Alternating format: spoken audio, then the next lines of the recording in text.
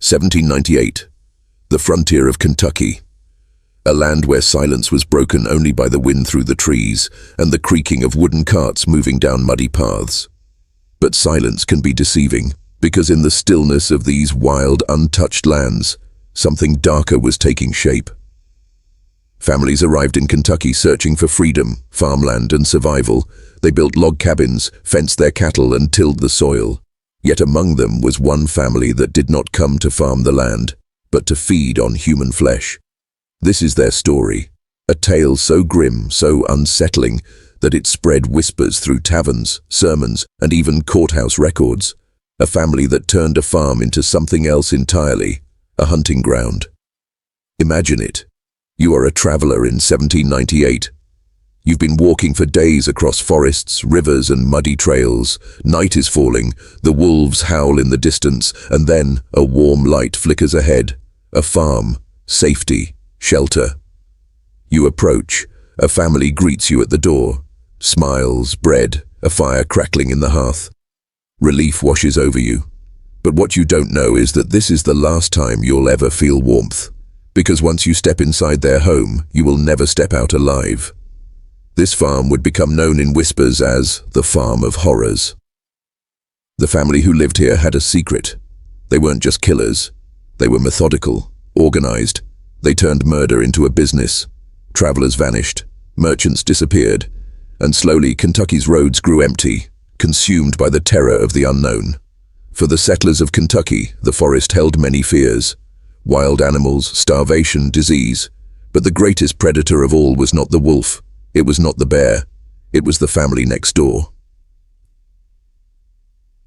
Tonight, we open the pages of this forgotten chapter in American history, the untold story of Kentucky's serial killer family. Pause. Ominous music swell. This is where it begins.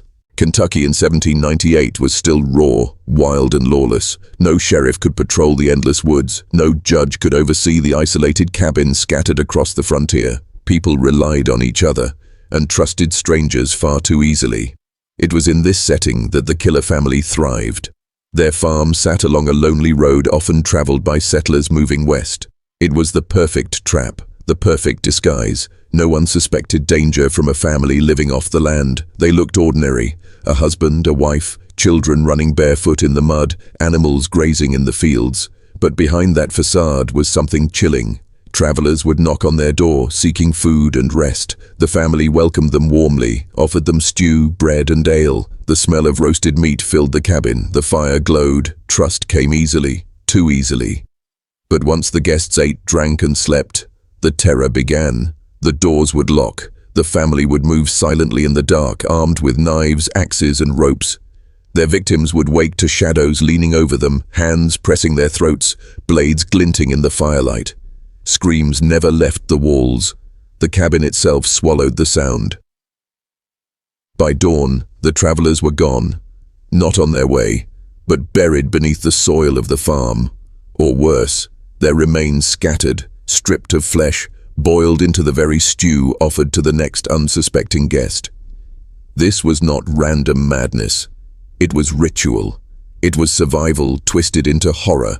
The family killed to eat, to steal possessions, to erase strangers as though they never existed. And the frontier allowed it.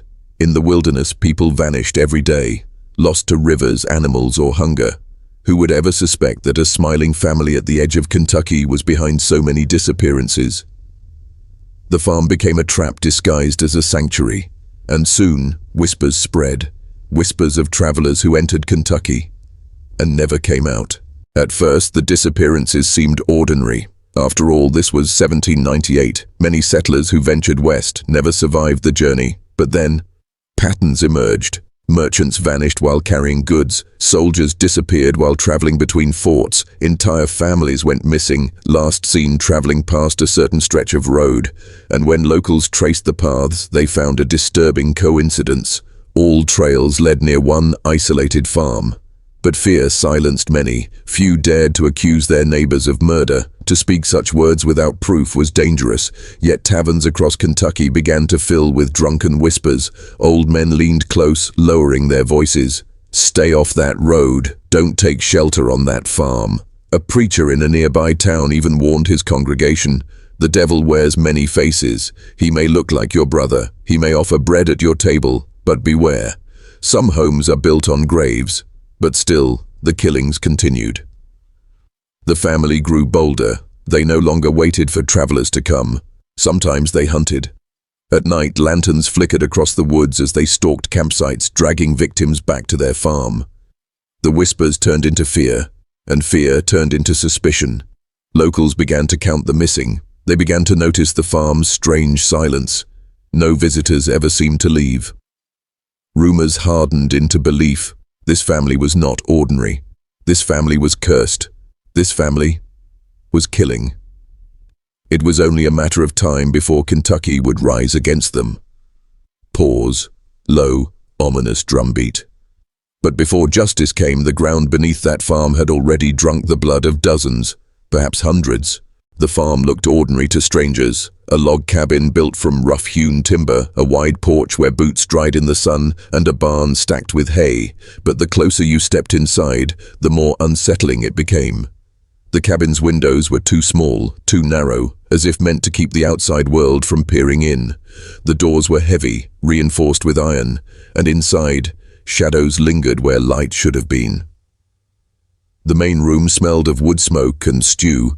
The fireplace never went cold, yet those who stepped across the threshold described an unnerving silence.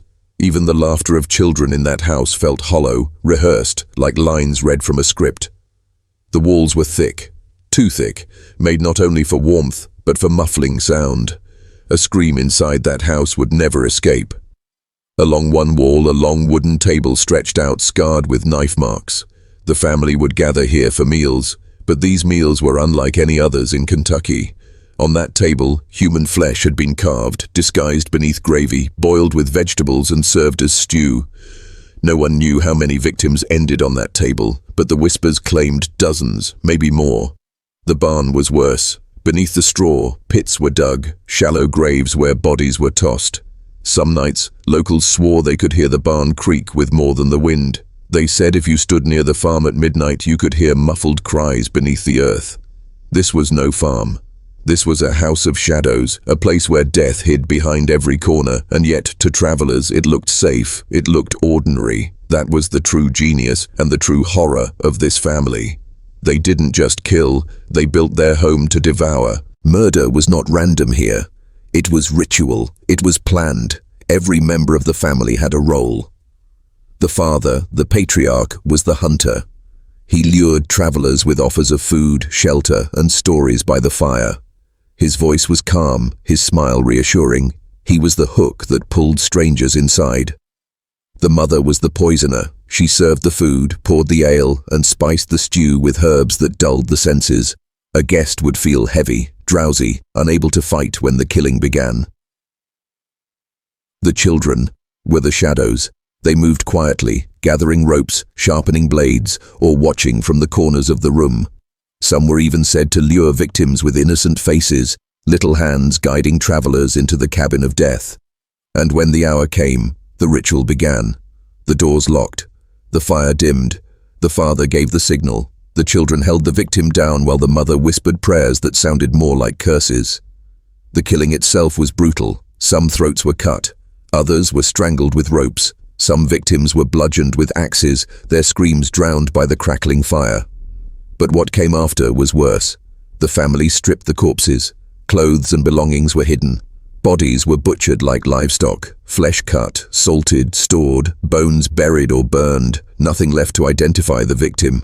This was not only survival, this was pleasure twisted with hunger. Accounts suggest the family killed even when they had enough food, enough supplies. Murder had become their feast, their celebration, and yet, they prayed after each killing. They believed they were chosen. They believed the wilderness demanded blood, and they were the hands to deliver it. One witness years later claimed to hear the children singing as they buried bones in the soil. Nursery rhymes turned into dirges, innocence corrupted. This was not a family of farmers.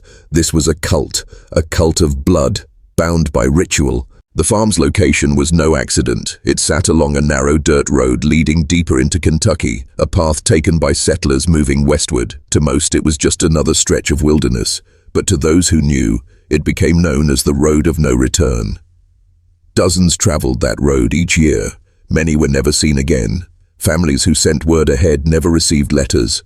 Merchants vanished with their wagons. Horses were found wandering, riderless, days later. The road gained a reputation. Riders hurried past it. Some chose longer, harder trails just to avoid passing the farm. Locals whispered warnings to strangers. If you see the lantern light on that farm at night, keep riding. But desperation overruled fear. Exhausted settlers would still stop, fooled by the promise of rest, and they would disappear like those before them. It became so frequent that even the authorities took notice. Missing person reports piled up, couriers spoke of a cursed stretch of land, and hunters who passed the farm swore they saw shallow mounds in the soil, freshly turned, as if graves had been dug. But fear was stronger than proof. Few dared to accuse the family openly. In 1798, justice was far away. The frontier was its own law, and neighbors feared becoming the next victims. So the killings continued. The road grew emptier, and the farm grew richer in stolen goods, wagons and supplies, stripped from the dead. It was only when whispers grew too loud, when the missing became too many to ignore, that people began to gather courage. Something had to be done. The Road of No Return had claimed too many lives, and at the end of that road stood the Farm of Horrors. By 1798, the number of vanished travelers had grown impossible to ignore. The frontier roads were emptying. Entire caravans of settlers had gone missing, swallowed by the Kentucky wilderness. At first, blame was placed on the land itself. Wolves, bears, hunger, disease. The forest was cruel and men were fragile. But the truth was darker. It wasn't nature that claimed these lives. It was a family hiding behind the mask of hospitality. Travelers often wrote letters before they left towns, promising they would arrive at the next settlement in a week's time. But those letters never reached their families. Mothers waited for sons who never came home. Wives cried for husbands who vanished into the trees. And slowly, people began to piece together a map of fear. One by one, the disappearances pointed toward a single destination, the farm. Merchants avoided the road. Couriers warned newcomers, but not everyone listened. Some were too desperate, some too naive, and the family knew it. They relied on desperation. They thrived on it. Those who survived long enough to tell a story spoke of strange encounters. One man claimed he saw children standing in the road at night, barefoot, holding lanterns, silently watching. Another swore he heard screams carried on the wind as he rode past the farm at dusk. But these warnings were dismissed as superstition, until the bodies began to surface. Shallow graves unearthed by rains, bones gnawed and broken, skulls cracked open. The farm was no longer just a suspicion. It was a curse spreading across Kentucky. Pause, faint wind howling, and the whispers were about to turn into action. Neighbors started noticing things, small details, unsettling and hard to ignore. Why did this family always have fresh supplies when others starved? Why did their farm never seem to struggle, even when crops failed across the county? And why did so many travelers stop there, yet no one ever saw them leave? At first, locals convinced themselves it was coincidence, but coincidences piled high like bones beneath the soil. One hunter swore he saw the patriarch dragging a heavy sack into the barn late at night. Another neighbor claimed he saw smoke rising from the farm at strange hours, thick and foul, not like wood, but like burning flesh. Even the preacher grew suspicious. He recalled how the family never came to church, never prayed with others. They prayed alone in secret. Some said they worshipped not God, but something older, something that demanded blood. By 1798, fear turned into anger. Men whispered in taverns about riding out to the farm, torches in hand, but fear held them back. No one wanted to be the first to accuse, and no one wanted to risk vanishing like the others. Still, suspicion grew. Mothers pulled their children away from the family when they visited town. Merchants refused to trade. The farm was becoming isolated, a dark island in the wilderness. But isolation only made them more dangerous. Cut off from society, they no longer cared about hiding. Their killings grew bolder, their cruelty more savage. Some claimed they even began keeping trophies, rings, boots, scraps of clothing, proof of their victims, displayed like sacred relics. The whispers of the farm were no longer whispers. They were warnings, warnings that soon would boil over into fury, and when fury came, it would set the farm ablaze. Every killer believes they are invincible. Every predator thinks their trap is perfect. But history shows us there is always a crack, always a survivor. One cold night, a traveler knocked on the door of the farm. Exhausted, starving, he begged for shelter. The family welcomed him. They fed him stew, gave him ale, and set a bed by the fire. But unlike the others, this man sensed something wrong. The children watched him too closely. The mother whispered as she stirred the pot. The father's eyes lingered, not with kindness, but with hunger. That night, as he lay on the straw bed, he did not sleep. He pretended, and when the door creaked open and shadows slipped inside with ropes and knives, he was ready. The man leapt to his feet, striking one of the children with a burning log from the fire. Chaos erupted. Screams filled the cabin. For the first time, screams that escaped. He broke through a window, glass and wood splintering, and ran into the night. Behind him lanterns flickered. The family chased, but the forest was his ally. Branches tore his skin, roots caught his boots, but he did not stop. He ran until his lungs burned and his legs collapsed beneath him. By dawn, he stumbled into a nearby settlement, bleeding, broken, but alive. His story spilled from his lips, of the farm, the family, the attempted slaughter. For the first time there was proof, a living witness. The settlers listened in horror, and then, in rage. The whispers that had haunted taverns and churches were no longer just rumors. They had a survivor's voice, and in that moment, the end began for the farm of horrors. The survivor's tale spread like wildfire. His voice carried the weight of terror, and his body bore the scars to prove it. No longer whispers, no longer rumors. The truth had escaped the farm, bleeding and broken, but alive. In taverns, men slammed mugs on wooden tables, swearing vengeance. In churches, preachers raised their hands to the heavens, declaring that God himself had delivered proof of evil. And in cabins scattered across Kentucky, families whispered in fear, "The stories are real, the farm is cursed." The atmosphere changed. The settlers, once too frightened to act, now began to plan. Torches were prepared, rifles loaded, horses saddled. A storm was gathering, not of weather but of men, united by rage. Yet the family on the farm knew. They sensed the shift. Perhaps it was the silence from the road, or the way neighbors no longer waved from afar. Perhaps it was instinct, the predator's awareness of being hunted. And so the farm changed too. The windows were barred, the barn reinforced. The family began sharpening more than tools. They sharpened their blades. They stocked food, gathered supplies, and prepared for siege. The patriarch believed he could withstand them. After all, fear had protected them for years, but fear had now turned into fury, and fury does not stop. As the sun set behind the Kentucky hills, smoke rose from chimneys across the frontier. Men whispered to their wives, kissed their children goodnight, and gripped their muskets. The farm of horrors had spilled too much blood, and now blood would spill upon it. It began with small groups, farmers, hunters, and traders gathered in secret barns, away from prying eyes. They spoke of justice, of vengeance, of ending the terror once and for all. These were not soldiers. These were ordinary men hardened by the wilderness. Men who knew the weight of an axe, the pull of a rifle trigger, the burn of fire. And yet in their eyes, there burned something more dangerous than any army: conviction.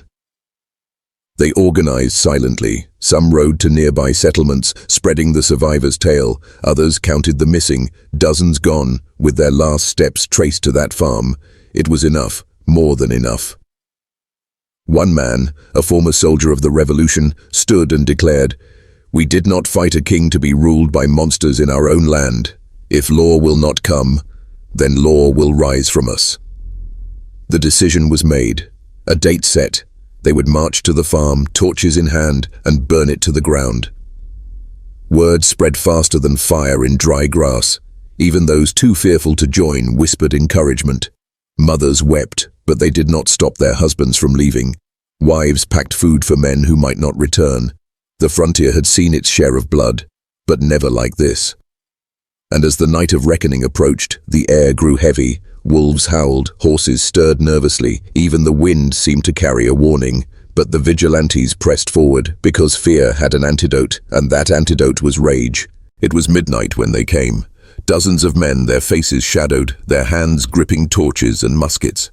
They rode hard, hooves pounding the dirt road like thunder. Ahead, the farm loomed, silent, waiting. Its windows dark but not blind. For inside, the family was awake. They had been expecting this. The first shot cracked through the night. A musket ball shattered the cabin's window. The silence broke into chaos. Dogs barked, horses screamed, and then the torches flew. Flames licked the dry wood of the barn, spreading fast. The family fought back. Shots rang out from the windows. A man fell from his horse, blood staining the dirt. The vigilantes roared in fury, pressing forward, firing into the house. The patriarch appeared in the doorway, musket in hand, bellowing like a demon. He fired into the crowd, dropping another man. But the mob surged forward. They were not prey anymore. They were the hunters now. The fire spread. The barn collapsed in a shower of sparks. Smoke billowed, choking the night air. Inside the cabin, the family screamed. The mother shrieked curses. The children wailed. The walls shook with gunfire and flames. Neighbors remembered it for years, the sight of the farm burning like a beacon in the darkness. The screams carried on the wind, mingling with the crackle of fire, until one by one, they fell silent. By dawn, nothing remained but ash, charred beams, and the blackened bones of those who had ruled the road with terror. The farm of horrors was gone, but the memory of it, the blood spilled on that soil, would haunt Kentucky for generations. Dawn rose over the Kentucky hills with a crimson sky, as if the heavens themselves bore witness to what had happened. Where once the farm had stood, with its barn, its log cabin, and its fields, now there was only ruin.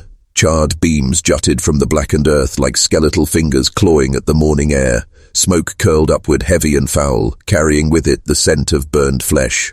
The vigilantes, their faces streaked with soot and ash, stood in silence.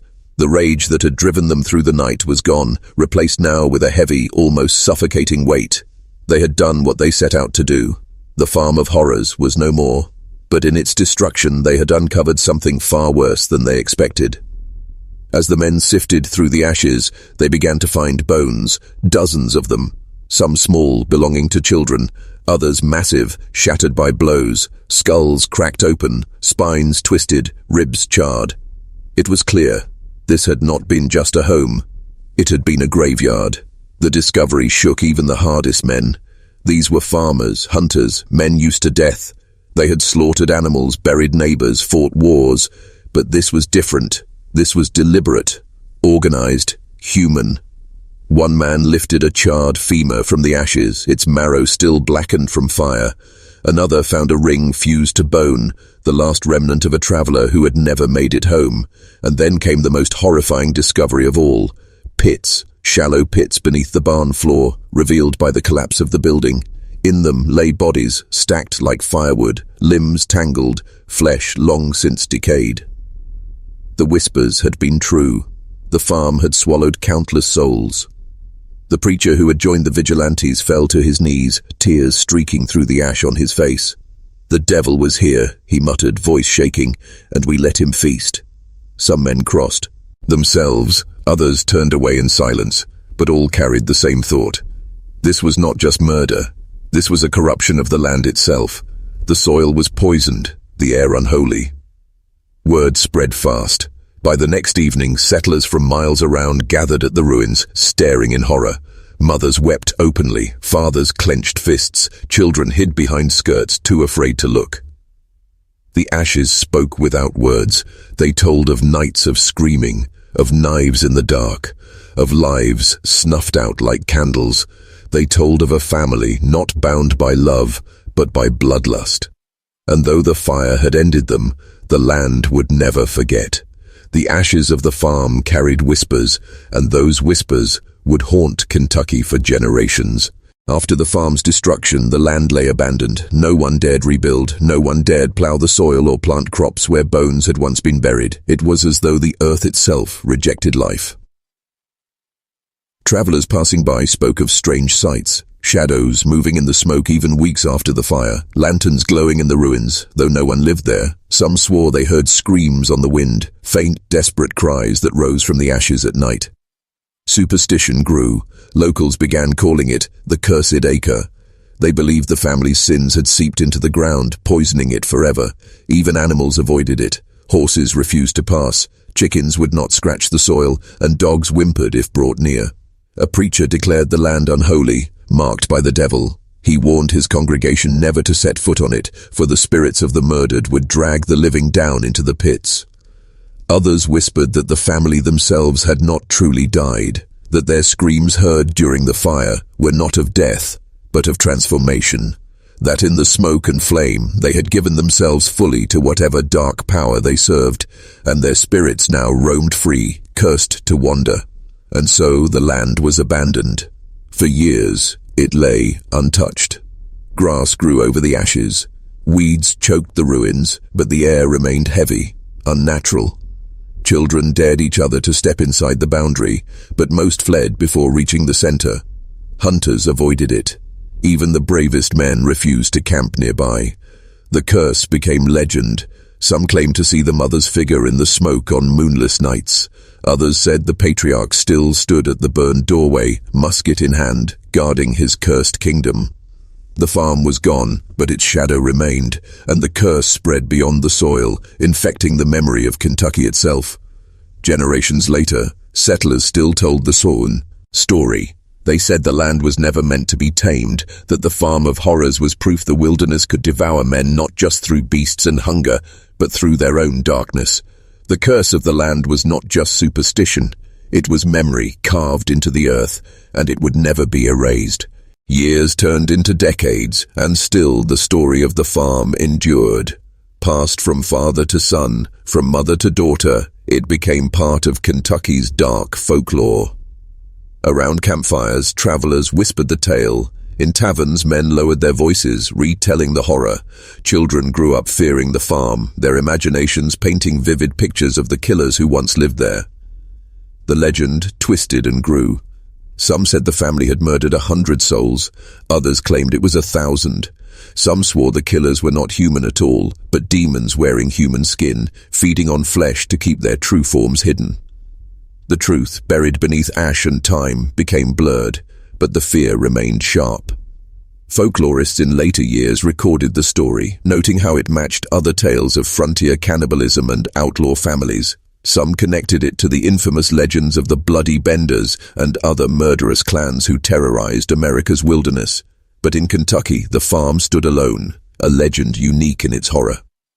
Even in modern times, locals avoid the site. They say no house will stand on it. Foundations crack, walls collapse, crops wither.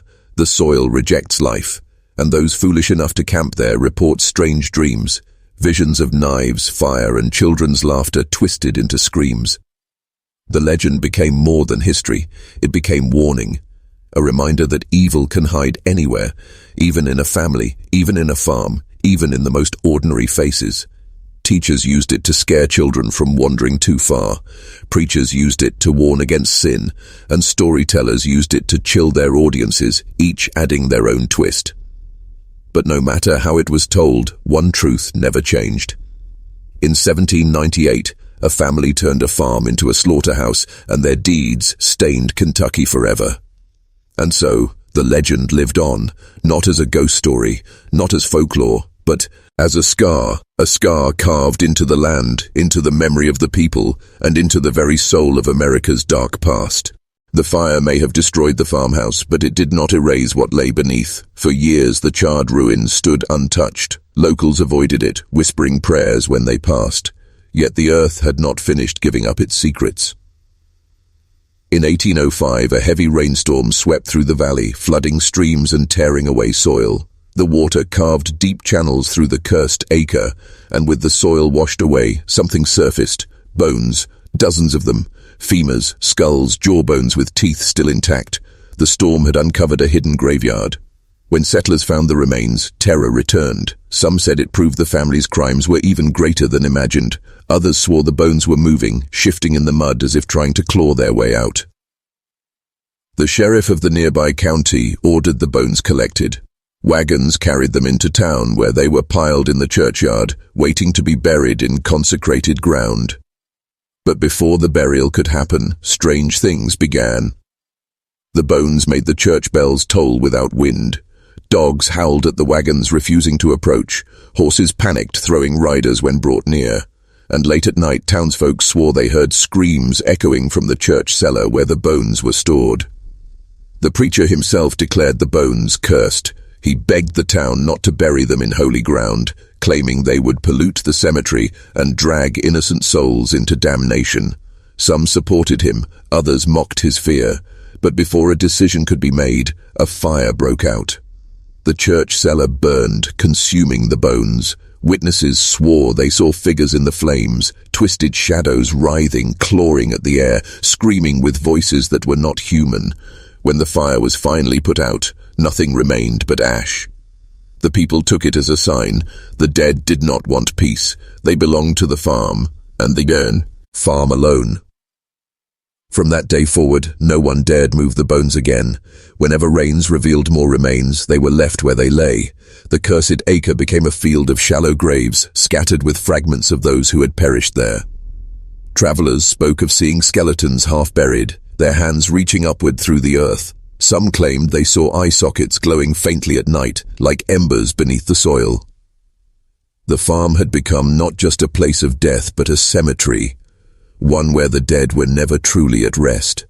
And as generations passed, the graves faded from memory, buried again by weeds and time, but they were never gone. They waited, silent beneath the Kentucky soil. The legend of the cursed farm spread like wildfire. By the early 1800s, it was known across Kentucky. Travelers warned one another never to camp near the ruins. Families passed the tale from one generation to the next, each retelling darker than the last. Children grew up hearing of the murder farm. They were told if they misbehaved, the spirits of the killers would come for them. Some claimed to see the patriarch's shadow walking the roads at night, musket in hand. Others said the mother's lullabies still drifted across the hills, her voice twisted into a mournful wail. As decades passed, settlers tried to reclaim the land. In 1823, a family from Virginia built a cabin near the edge of the cursed acre. They ignored the warnings, declaring superstition had no power over them. But within weeks, tragedy struck. The father was found hanging from a beam in the cabin, his face frozen in terror. The mother vanished, leaving only her dress in the fields. The children, 3 of them, were discovered dead in their beds, their bodies twisted as though crushed by invisible hands. The cabin was abandoned. Locals tore it down, swearing never again to tempt the curse. But the pattern continued. In 1841, another settler tried. He lasted only 3 nights before fleeing in madness, claiming the walls bled at night and hands reached through the floorboards. Over time, people began to believe the farm was not just cursed, but alive, that it fed on families who dared settle too close, that it devoured anyone foolish enough to challenge its dominion. By the mid-19th century, ghost hunters and thrill-seekers were drawn to it. They returned with tales of shadows moving against the moonlight, of bones rattling in the soil, of children's laughter echoing in the wind. Some never returned at all. The Civil War brought bloodshed to Kentucky, and soldiers spoke of marching past the cursed acre. They claimed their horses reared violently, and men saw ghostly figures moving in the smoke of campfires. One soldier swore he saw the killers themselves standing in the field, watching, waiting. The legend grew darker with every telling. Parents warned their children not to walk past the farm at dusk. Hunters avoided the valley, no matter how plentiful the game. Even in broad daylight, the place seemed colder, the air heavier. By the late 1800s, the cursed farm was no longer just a story. It was a warning carved into the culture of Kentucky, a haunting passed down not by ghosts alone, but by memory itself. For nearly a century, the story of the farm spread without challenge, but in 1889, something surfaced that shook the legend to its core. A confession. A man named Elias Harper, 80 years old, claimed he had been there, as a boy, on the night the vigilantes burned the farm. He said he had seen everything, and what he revealed horrified those who listened. Elias described how the vigilantes had not only burned the family, but slaughtered them like animals. He claimed the father had begged for mercy, swearing they were innocent of the crimes. The mother had screamed that they were framed. The children had cried for help, but no one listened. Elias insisted the vigilantes, drunk on fear and rage, had fabricated much of the horror, that the bones found later were not victims of the family but travelers and settlers who had perished in the wilderness, their remains dragged to the farm by storms and animals. If true, this meant the family might not have been murderers at all, but victims themselves, lynched in a frenzy of paranoia. But Elias's confession came too late.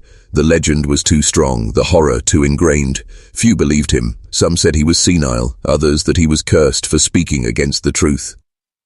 And then Elias vanished. Days after his confession, he was found dead in his home. His body was twisted, his face frozen in terror, much like those who had lived on the farm generations earlier. The locals whispered the family's spirits had silenced him, punishing him for revealing their secret. But others believed something darker, that Elias had finally been claimed by the same curse he tried to deny. The confession left behind more questions than answers. Was the family truly guilty of their crimes, or had history turned them into monsters they never were? Were the bones proof of murder, or merely victims of the frontier's brutality? No matter the truth, one thing was certain. The farm remained cursed. Whether by the blood of innocents or the sins of killers, the soil carried darkness. And as the century turned, the legend of the farm of horrors lived on. It was no longer just history. It had become myth, a myth too powerful to die. The 20th century dawned with trains, factories, and the hum of machinery, but even progress could not erase the memory of the cursed acre. As Kentucky shifted into an age of coal mines and railroads, whispers of the farm refused to die. In 1907, a company surveyor was sent to evaluate the valley. Coal magnates hoped to exploit the land for mining, but when the surveyor, James Calloway, filed his report, it contained a chilling detail. He described the earth as unfit, restless, and wrong. His measurements showed strange shifts in the soil, as though the ground moved when unobserved. Calloway included sketches of human bones exposed in gullies, drawn in unsettling detail. Weeks later, he vanished. His journal was found in his abandoned tent near the farm. The last entry read, "I hear them moving beneath the earth. The ground is breathing. If I stay another night, it will take me too." The mining company refused to proceed. The valley was abandoned once more. But industry has a way of pushing boundaries. In 1913, loggers set up camp near the farm, determined to clear the forests for profit. Their machines cut deep into the earth. By the third week, their crew began experiencing strange phenomena. Axes disappeared overnight, only to be found buried in tree trunks miles away. Horses bucked violently, refusing to move toward the cursed acre. And when one logger attempted to sleep within sight of the ruins, he woke screaming, claiming pale figures surrounded his bedroll. By winter, half the crew had deserted. Those who remained perished in what newspapers described as a freak accident. A logging machine toppled, crushing them in their sleep. Locals whispered the land itself had pushed it. The 1920s brought adventurers, occultists, and thrill-seekers, drawn by the rise of spiritualism in America. Seances were performed at the ruins, photographs taken during the rituals revealed strange distortions. Faces peering from smoke, skeletal hands rising from the dirt. One group of spiritualists claimed they had contacted the spirits of the murdered family. They described voices that begged for recognition, that pleaded their innocence, but always, by the end of the seance, the voices turned to screams. Then came the Great Depression. Desperate families squatted on abandoned land, including near the cursed acre. A widow and her 3 sons tried to farm there in 1931. Neighbors said they worked tirelessly, but each harvest rotted overnight. The widow was last seen wandering into the ruins with a lantern. The next morning, her sons were found alone, their eyes wide open, their mouths sewn shut with what looked like vines. No sign of the mother was ever found. By the 1940s, the farm was infamous enough to attract academics. Folklorists from Kentucky University documented the tales, compiling them into thick reports. They noted how the story changed depending on the teller. Some spoke of the family as killers, others as martyrs, but all agreed the land itself was cursed. Yet with every attempt to categorize the legend, Something strange occurred. Pages of notes went missing. Tape recorders malfunctioned. Photographs of the farm developed blank, as though the land refused to be captured. One folklorist disappeared entirely. His body was discovered years later, buried upright in the soil near the ruins, his arms spread like a scarecrow. The industrial age had brought progress, science, and skepticism.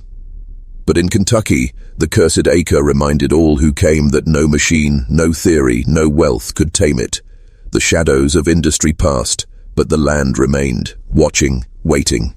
By the mid-20th century, the farm's legend had spread far beyond Kentucky. Newspapers ran features on America's most haunted acre.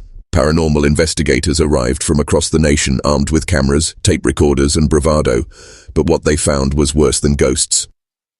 In 1954, a team of investigators set up equipment around the ruins.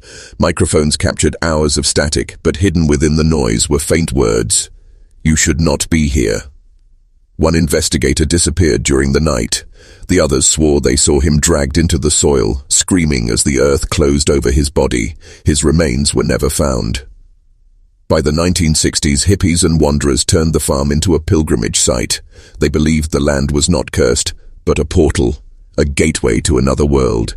Dozens camped there during the summer of love, chanting, drumming, and taking hallucinogens to commune with the spirits. What followed became one of the strangest mysteries in Kentucky history. Of the 30 who camped, only 12 returned. The rest were never seen again. Survivors spoke of the ground opening into endless darkness, of being pulled down by skeletal hands. One survivor was found naked, wandering the highway miles away, his hair turned completely white. He refused to speak ever again. The 1970s brought a darker fascination. Satanic panic swept across America, and the cursed acre was soon linked to cult activity. Locals discovered crude altars made of stone, circles of bones, and symbols carved into trees. Farmers claimed livestock were mutilated, drained of blood. Some said they saw hooded figures carrying torches at night, vanishing into the ruins. Authorities investigated but never found culprits. Some whispered the cultists were not human at all, that they were echoes of the family, replaying their murders again and again through anyone foolish enough to summon them. In 1982, a local TV crew filmed a Halloween special at the farm. The footage was broadcast live. Viewers across Kentucky swore they saw figures moving behind the reporters, though the crew insisted no one was there. Midway through the broadcast, the sound cut out, replaced by a high-pitched wail. The screen turned black for 13 seconds before returning. The station later admitted all backup tapes from that night were blank. From then on, urban explorers turned the ruins into a rite of passage. Teens dared each other to spend a night there. Some returned terrified, others never returned at all. Police reports filled with missing persons tied to the cursed acre. By the 1990s, the land was posted with warnings: no trespassing, property of the state. But the signs did nothing. The legend was stronger than the law. Folklorists noted something troubling. The curse seemed to spread. Strange deaths, disappearances, and hauntings were reported in towns miles away, always traced back to someone who had visited the farm. A child in Lexington claimed she heard voices at night, calling her by name. Her father admitted he had once camped on the cursed acre as a boy. It was as though the curse no longer belonged to the land alone. It traveled with those who entered, a sickness of memory and spirit. The legend had grown. It was no longer about one family, one farm, one acre. It was about contagion. And by the dawn of the 21st century, the curse was ready to claim new victims. The new millennium brought cameras, internet forums, and ghost hunting shows, but the cursed acre resisted every attempt to expose it. In 2003, a team of paranormal YouTubers, early pioneers of the medium, filmed at the farm. Their final video was uploaded automatically by scheduled post. It showed them laughing, mocking the legend, daring each other to enter the ruins. Then came a scream. The camera toppled. For 3 minutes, the feed showed only the ground. But faintly, in the background, viewers swore they saw bare feet moving past. None of the YouTubers were ever found. The video went viral, sparking a new wave of obsession. Urban explorers, thrill seekers, and influencers All wanted their moment with the cursed acre, but few left with anything more than trauma. One TikTok clip in 2019 showed a girl dancing near the ruins. Halfway through, the video glitched. For 2 frames, her face was replaced by a hollow skull. The video was deleted hours later, but not before millions saw it. By now, the farm had become legend not just in Kentucky, but across the world. Forums debated whether it was real, a hoax, or something older than both. Skeptics argued it was just fear and imagination. Believers insisted the curse was evolving. In 2021, archaeologists from Louisville University attempted the first sanctioned dig. What they found was worse than rumor. Beneath the soil lay not dozens, but hundreds of skeletons, layered, tangled, impossible to date. Some bore signs of ritual sacrifice, their bones arranged in patterns. Others appeared crushed, as if the earth itself had compacted them.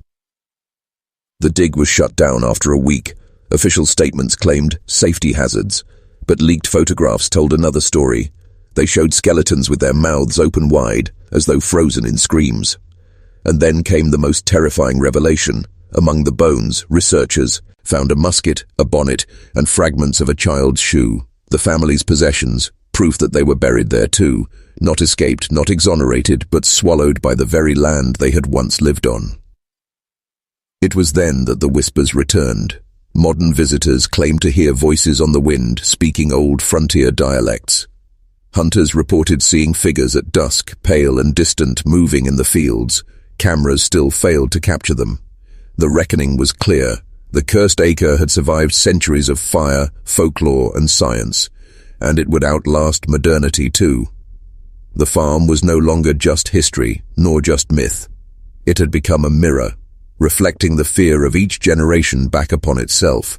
Frontier settlers saw murder, industrial men saw madness, modern explorers saw digital hauntings. The curse adapted, feeding on whatever era dared to touch it.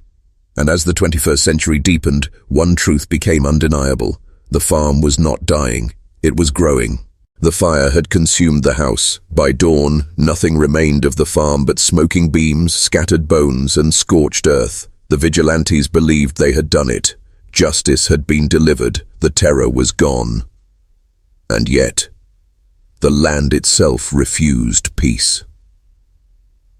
Neighbors told stories of a smell that lingered, not just smoke, but the copper tang of blood. Travelers who dared to cross the road claimed the ashes shifted at night, as if unseen hands stirred them.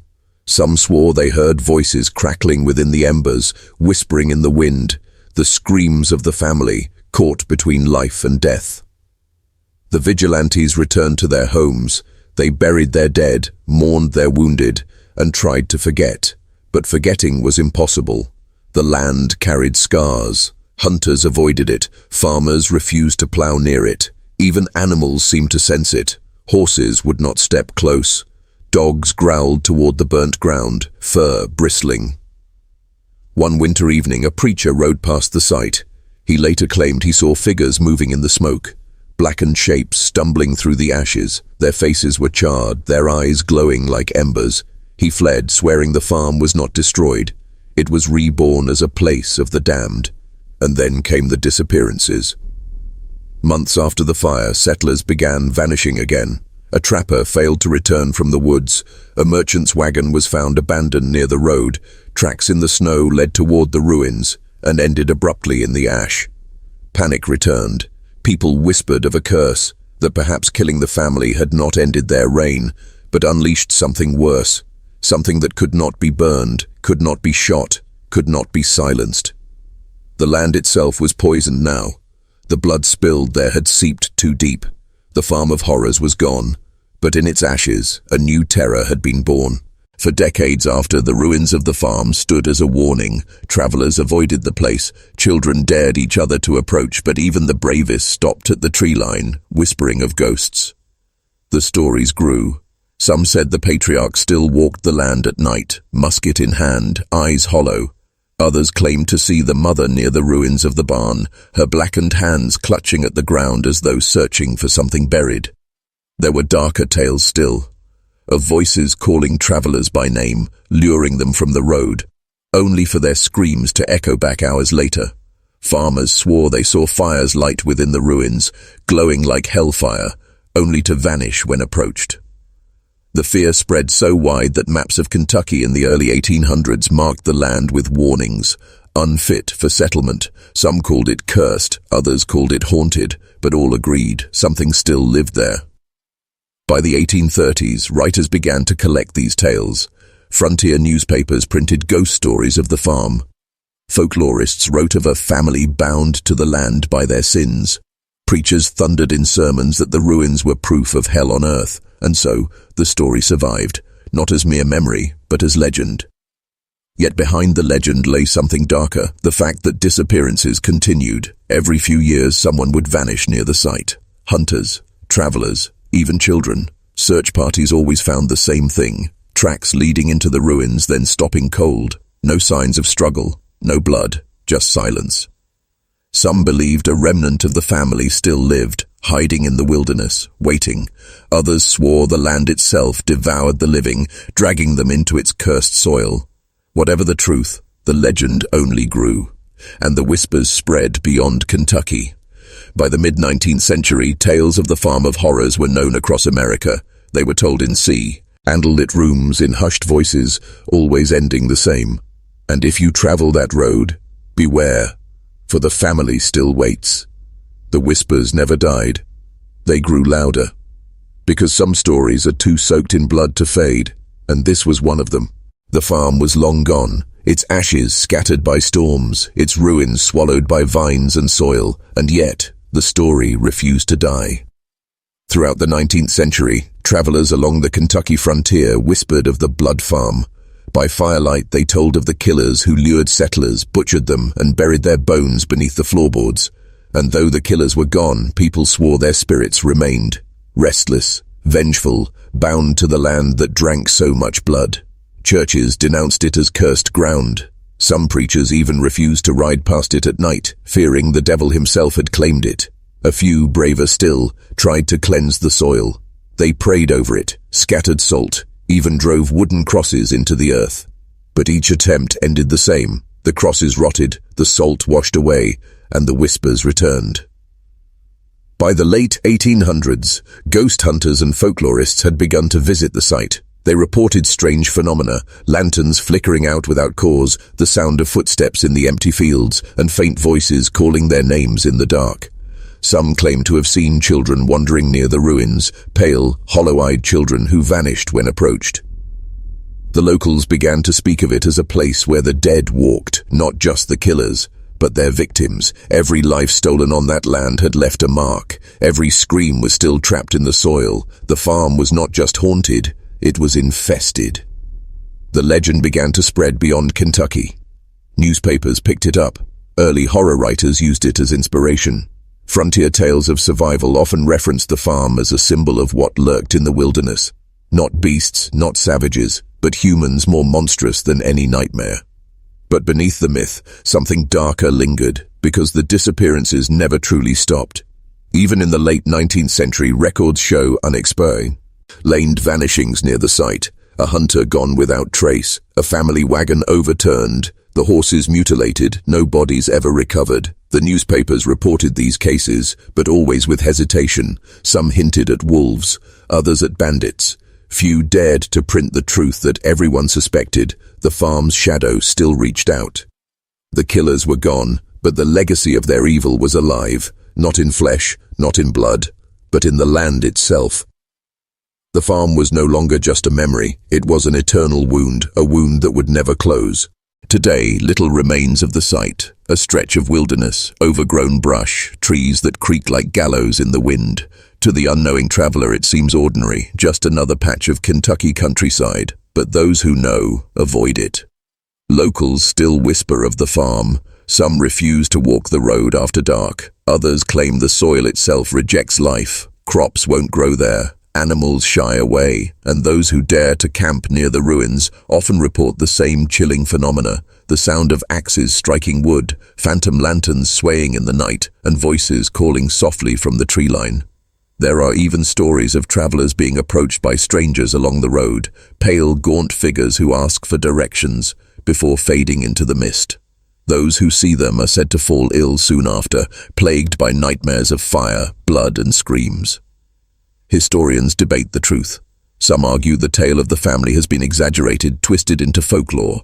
Others believe the horror was very real. And the legend survives because evil leaves marks that time cannot erase. But for the people who live nearby, there is no debate. The farm was real. The killings were real, and the curse is real. Too many lives have vanished. Too many screams have echoed. Too many shadows have been seen moving where no one should stand. The farm may be gone, the killers may be ash, but their story, their evil, is eternal. And if you travel through Kentucky, down that lonely road, past the place where the soil turns black and the air grows cold, listen closely. You might hear the crunch of footsteps behind you, the whisper of a woman calling your name, the cry of a child begging for help. But don't turn around, because some shadows never die. They are waiting, still, forever.